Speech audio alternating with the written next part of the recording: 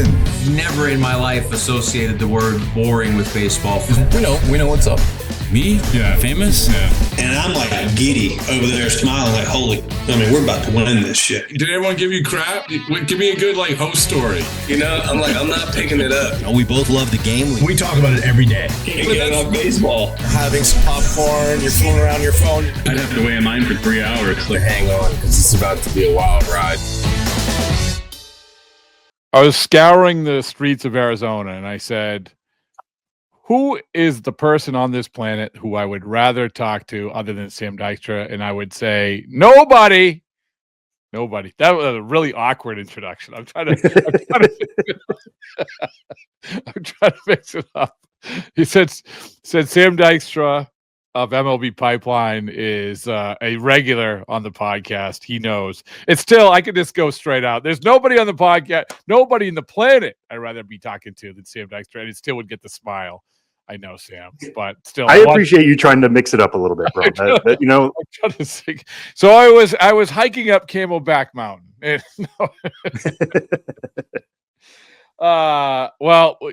it's been a little bit. I mean, for considering how often we get a chance to talk, which I'm super grateful for. It's been a little bit, but I wanted to give you a little room to breathe. You're at the as we talk here, you're punctuating your 2-week stay at the Arizona Fall League, which is incredible. It's awesome. So when you do this, are you an Arizona guy? Like, I know that you like baseball. I know there's a lot of baseball, and I know there's a lot of access and all that. But living in Arizona, what's for you? You like it? No? Yeah, I like it. I mean, it's a little bit different. I leave my Brooklyn home, and I always tell the leaves, do not change until I get back.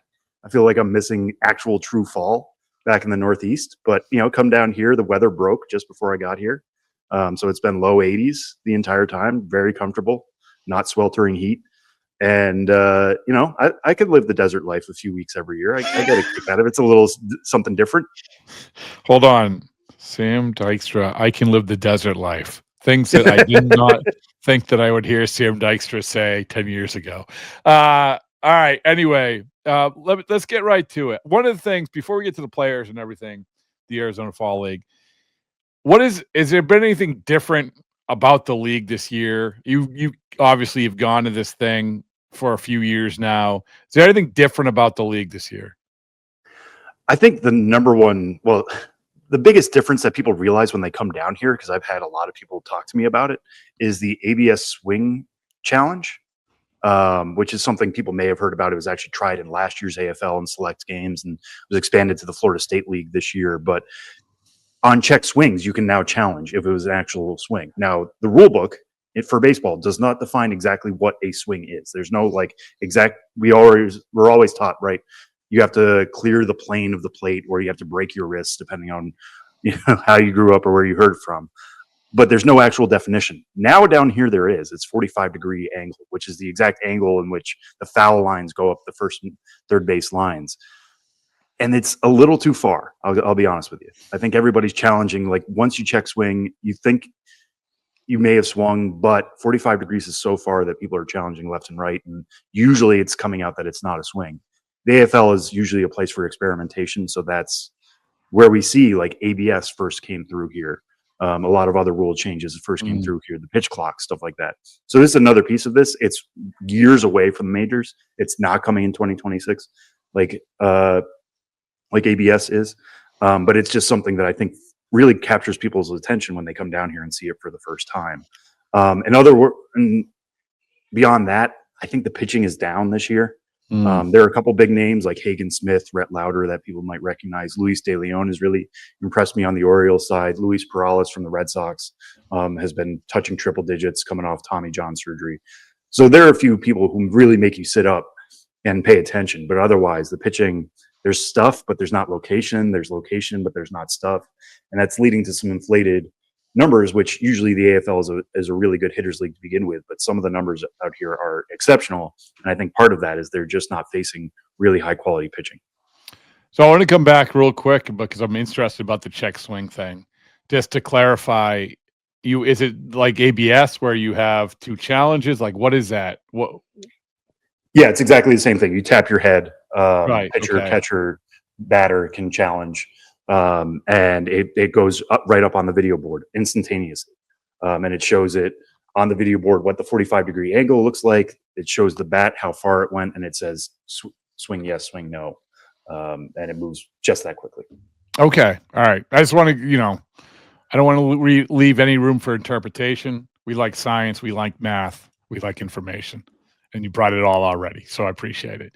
All right, so you go into I love the fact that you identified the pitching, and my immediate reaction to that is, yeah, that's what happens when you try to get everybody to throw 100 and not get everyone a pitch. Maybe it's because I just did a podcast with Rich Hill. That's why. I think part of it. Yeah. Well, part of it is just guys are here to make up for lost innings, right? And normally that's what the point of the fall league. You're not sending somebody here who's throwing 120 innings because that's additional stress on their arm. So some of these guys aren't exactly fresh because they didn't have a full summer. But in other cases, sometimes you just need to send pitching so there's pitching for the hitting to face. So you're not sending your top guys here if they were on that cusp of like 70, 80, 90 innings. So I think it's that line of either it's not fresh guys who are working on stuff, or it's guys who aren't really great prospects to begin with. Who is the guy? Let's get right to it. Who is the guy that you felt like made the most strides over the course of the league? I mean, the big name that's on everybody's lips out here is Esmerlyn Valdez of the Pittsburgh Pirates. I mean, the numbers he's been putting up, again, with that caveat of like the pitching not being great in this league, you take this with however much salt you want, but like he's got 8 homers so far in the fall league. Nobody else has more than 4. Really? There are teams, or there's one team, I think there's one team, Peoria maybe, that has 7 home runs. He has 8. It's insane what he's been doing, and he's leading the league in walks at the same time. He's batting .517. His OPS is above 2,000. It's at 2053. He's got 15 walks, which is in second place. He was leading in walks for a while. He hasn't played in a few games because he got hurt in the outfield. But like an 8-game stretch that he had to begin the fall league, nobody had a similar stretch. Nobody had put up a higher OPS in Major League history over an 8-game stretch, except for Barry Bonds in 2004.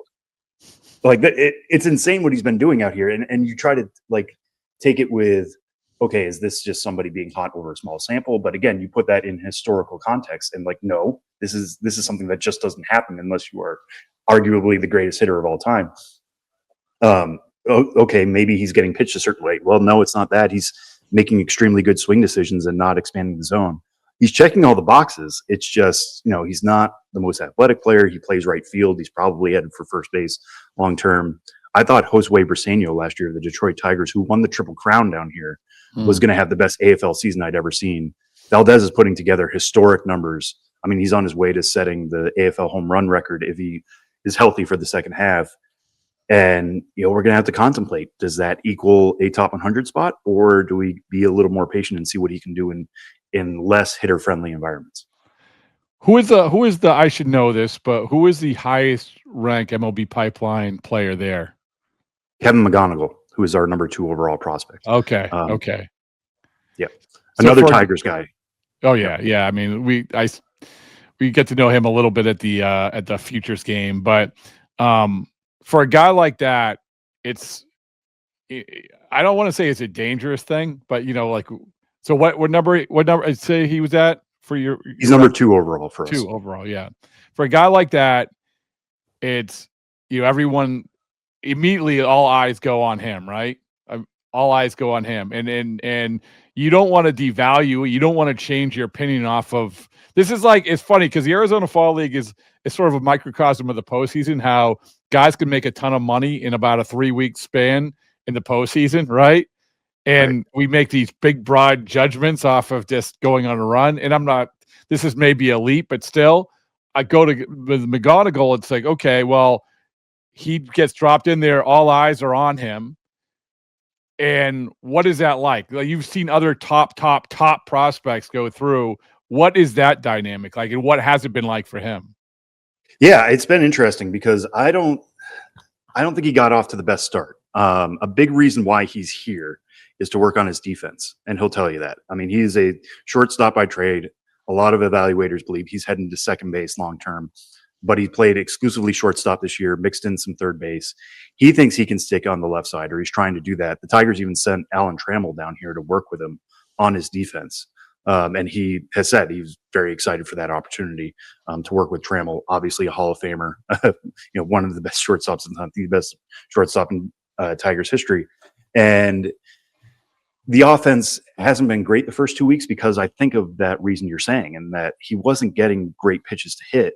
And with his bat to ball skills and his ability to hit the ball in the air and hit the ball in the air hard, especially this year after improving his bat speed, he kind of wanted to show that off. It looked like he was pressing a little bit to show off, like, I'm here for a reason. I'm not here to take walks. Now he settled in really well in the last few days. He's starting to hit homers. He's starting to pick up hits in bunches. The defense for me is still a stretch at shortstop. I think he's somebody who should be at second base. And listen, the Tigers have Gleyber Torres, who's a free agent this offseason. Now, McGonigal hasn't played above Double-A. He's also here to make up for lost games due to a right ankle sprain at the beginning of the year. I think he only had 88 games during the regular season. But he's somebody who should absolutely get a look in the spring just to see how it looks, because that bat's going to normally play anywhere. And the longer the fall goes, the more we've seen the traditional Kevin McGonigal, who's at least a 70 on the hit tool, 20 to 80 scouting scale. Is there anyone you mentioned getting into the top 100? Is there anybody there who's already in the top 100 who you feel like put them in position to at least get on the radar, making a pretty big jump on the list next time around?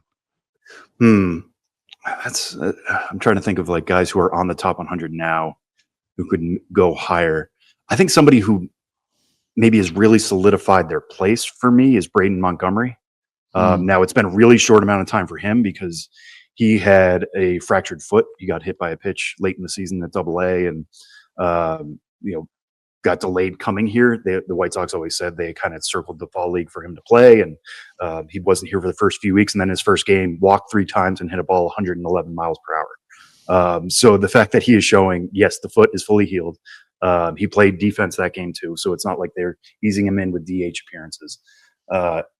Doing that, and after the season he had, which was solid, he climbed from Single-A to Double-A, kind of checked all the boxes. But you look at, and this is probably unfair to him, but you compare him to some of the other first rounders from the 2024 draft who already made the major leagues and dominated the major leagues. In Nick Kurtz's case, you kind of think, okay, well, why is Braden Montgomery a little behind here? But he's showing here, I mean, he's a prototypical right fielder. It's a cannon of an arm in right field. And if he's going to hit the ball this hard and make swing decisions like this, I mean, he's every bit a top 40 overall prospect. Well, his path, and we also talk about being in the crosshairs or under the microscope. When you're in a trade like the Crochet trade, it is what it is, man. Like, he's got 2 things. He's a first round pick, and he's in an enormous trade. And to your point, he had this weird beginning because when he was drafted, he's wheeling himself around because he has the broken ankle or whatever. And then he goes to the White Sox, plays, gets hurt again. I mean, it's going to be interesting to me with Braden Montgomery. It's going to be really, really interesting to me. I mean, I like the fact that you said he's doing well. I like the fact that he did pretty well. But to your point, it is the microscope. This kid is under a lot, Yeah, and especially because the other 2 guys in that trade, or 2 of the other guys in that trade, and Kyle Teal and Chase Mygroth have already contributed to the majors, right? Like, at what point do you consider the trade a win if Kyle Teal becomes the franchise catcher for the White Sox, and does Montgomery kind of get lost in that shuffle? I don't know, but you don't want to be, especially if Garrett Crochet is going to be finishing top 2 in AL Cy Young like this and essentially doing that for the long term in Boston. Whether that's fair or not, that's always what he's going to be compared to. You made me think of guys drafted last year. Is there someone who played last year in last year's AFL that jumped out and defined themselves in the major leagues above everybody else who played in the AFL last year? Well, I mean, it was interesting that the A's sent Nick Kurtz here. That is very rare that a team would send their first round pick to the Arizona Fall League right after they draft him. And I think part of that was they knew what they had. I mean, they've told a lot of people that he was number 1 on our board. There were a lot of exciting talents in the 2024 draft, and we've seen a lot of them, but they thought they had really had something in Nick Kurtz. They opened him at AAA Las Vegas this year. I kind of thought, okay, it'd be fun to see him up by the All-Star break. He blew that off too. Like, it's fun when teams know what they have and they want to get that type of talent more exposure, which is, again, why I think Kevin McGonigal is here, not just to make up for the lost innings, but because, like, the Tigers think the more this guy plays baseball, the better he's going to be, and this is an opportunity for him to play more baseball. That's something the A's did last year with Nick Kurtz. Well, using Nick as an example, so when you see him last year, are you like, okay, like you said, halfway through the year next year, it's good. He's a big guy, drafted. What was he? Fourth overall last? Yeah. I don't think I saw him that much because they didn't send him here for very long. Yeah. And then with the way games were, I mean, there are 6 teams, there are 3 games a day. Sometimes you see somebody, sometimes you don't get, like, everybody's sending people here. Sometimes guys play every other day. He was somebody who I just I don't think he blew the competition away, but it was also the end of a long year. Like, anybody who is here, I don't think at the end of a draft year like that, and Ethan Petrie is the 1 draft pick this year for the Washington Nationals, similar story, you kind of throw it away. You're like, they're just here for experience. They're not here for results. And there's going to be some fatigue. There's a fatigue with a lot of players out here, even though they'll tell you they're excited to see it. So, like, I don't think Nick Kurtz looked here like AL Rookie of the Year material immediately, but he looked like a first-round pick, somebody who was just tired a little bit at the end of the long summer. How's Petrie looked?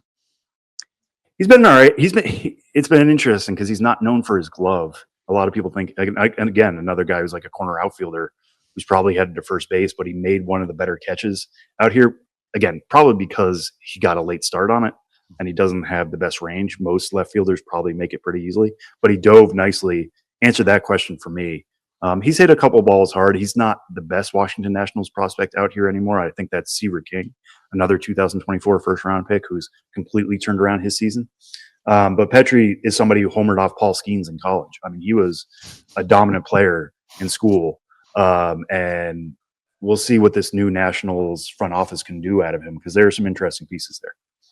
All right, I'm gonna give you 3 guys. 2 of them come from the same organization. And if you want to pass on any of them, you can, because I did not give you the heads up.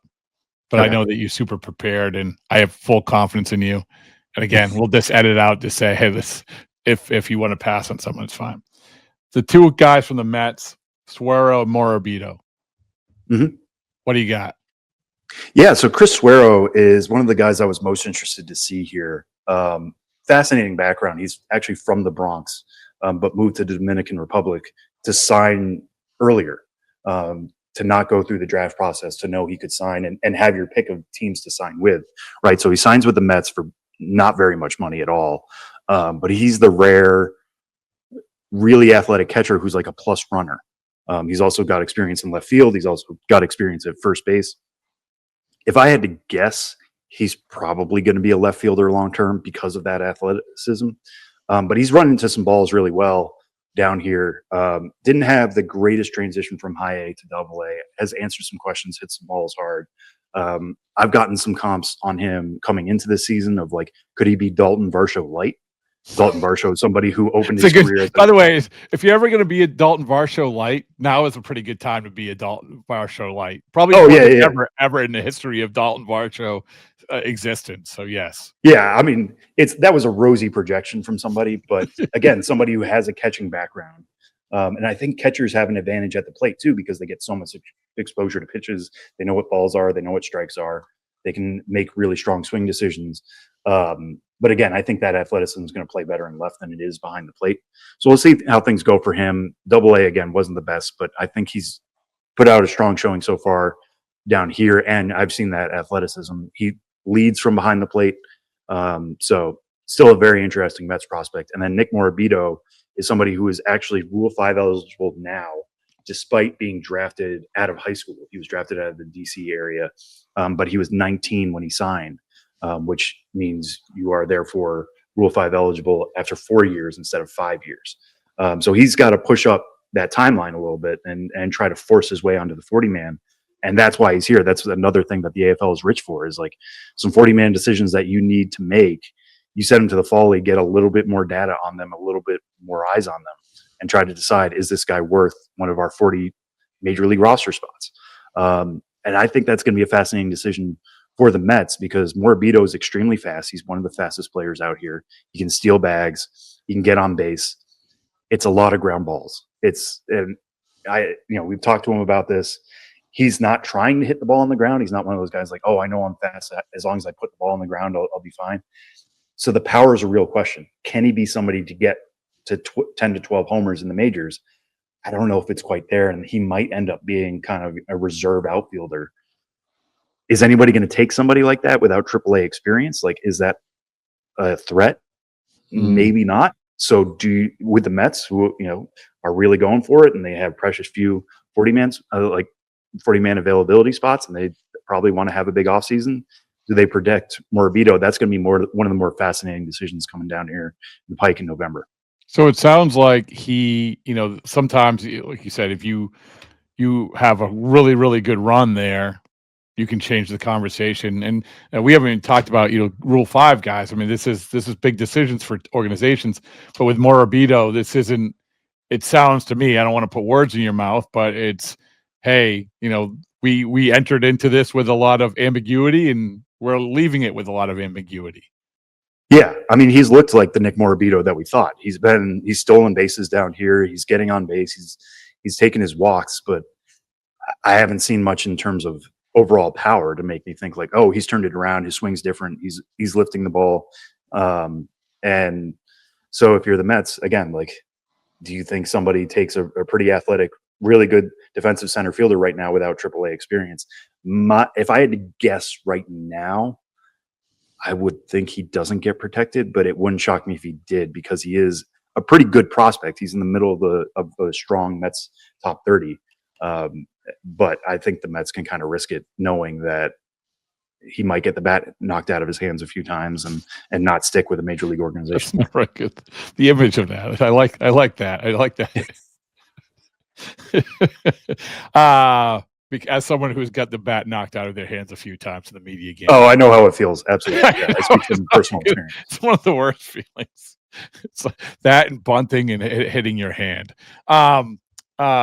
So the last one is Luis Perales, and he's an interesting one because obviously was the Red Sox top pitching prospect, has Tommy John, comes back this year. And it was funny was at the very end of the regular season, when everyone's trying to figure out postseason roster, who's going to make it, someone asked Alex Cora, said, hey, is this Perales in the mix? He had just started pitching at Worcester.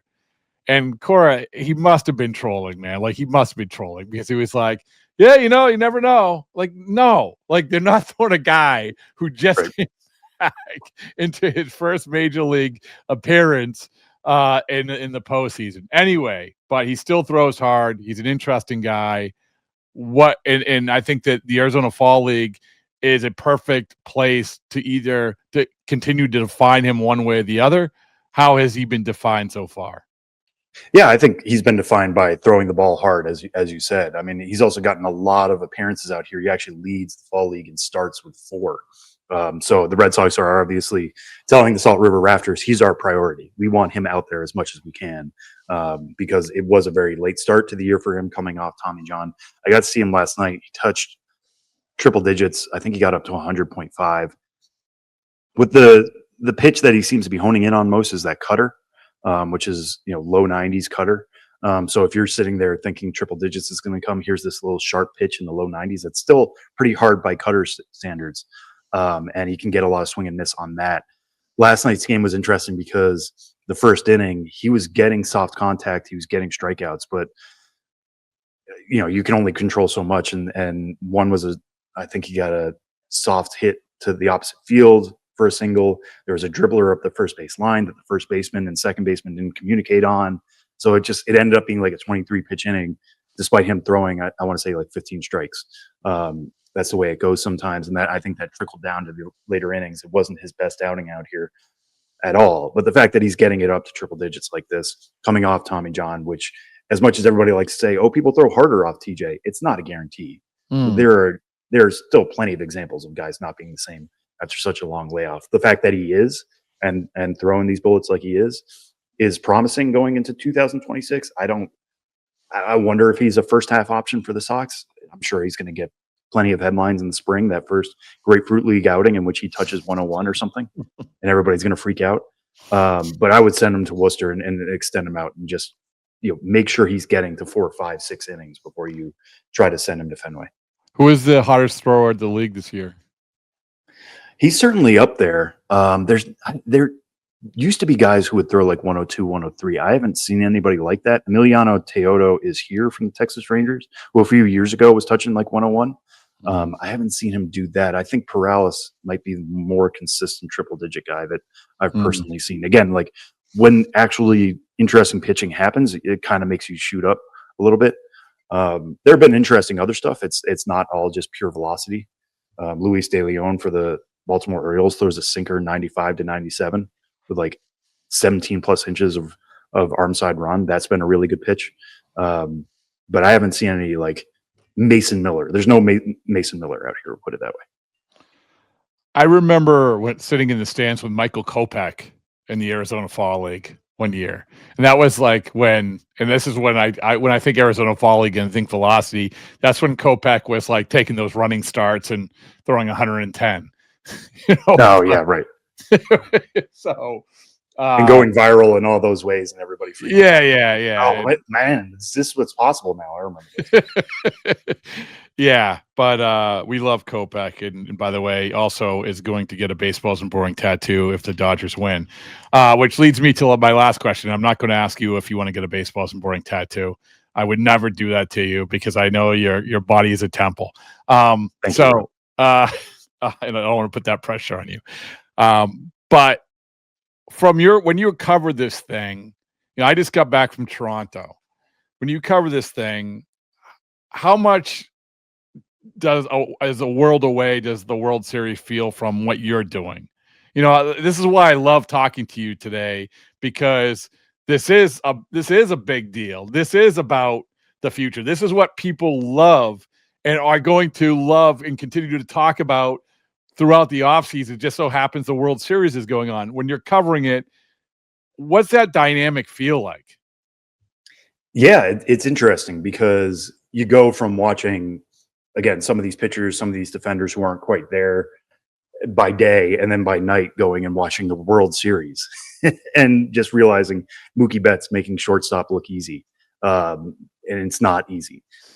Seeing Ohtani homer, when you're just like, oh man, I got excited by a 106 homer today, and it's just like, well he's out here hitting at 112. It's a reminder of what the end goal is for a lot of these guys. But I'll give credit to my MLB Pipeline teammate Jonathan Mayo, who was doing research yesterday. 21 of the 52 players in the World Series right now have come through the Arizona Fall League. I think one thing that we get too hung up on is that these guys are years away, where it's going to be a while. It isn't necessarily. I mean, these guys, and in many cases, yes, it's lost innings, lost at-bats, whatever, but a lot of them are good prospects with the goal of being there. And one fascinating thing down here is Glendale has both Blue Jays prospects and Dodgers prospects on the same team. And I don't think there's like a rivalry or like anybody side-eyeing anybody, anything like that. But it's just the dynamic that happens down here. And you never know, even if they're on different teams now, who could be teammates down the line. I remember Vladimir Guerrero Jr. being down here, and like that was a huge show. And now we're seeing the Vlad Jr. that was promised. So as much as it seems like, oh, that's a galaxy away of that's at the pinnacle of the sport, and this is minor leaguers who are just getting in some extra work. These are minor leaguers who are going to turn into major leaguers, and some of them are going to be World Series champions someday. I guarantee you somebody in the Arizona Fall League right now is going to get a ring. I can't tell you who that's going to be. I'm not going to put that on the record and look like a fool 5 years from now. But it's going to happen with somebody. There are Dodgers prospects here. There are Padres prospects here. There are Mets prospects. There are teams that are really going for it. Some teams that are, like the Tigers, Kevin McGonigal, if they keep Tarek Skubal, he could be their superstar that really forms the heart of the lineup alongside Riley Green and brings that title to Detroit at last. So I don't know. That's what I try to always keep in perspective here, is that, yes, these are minor leaguers, but they're future major leaguers. I love the fact that the Dodgers and the Blue Jays are on the same team.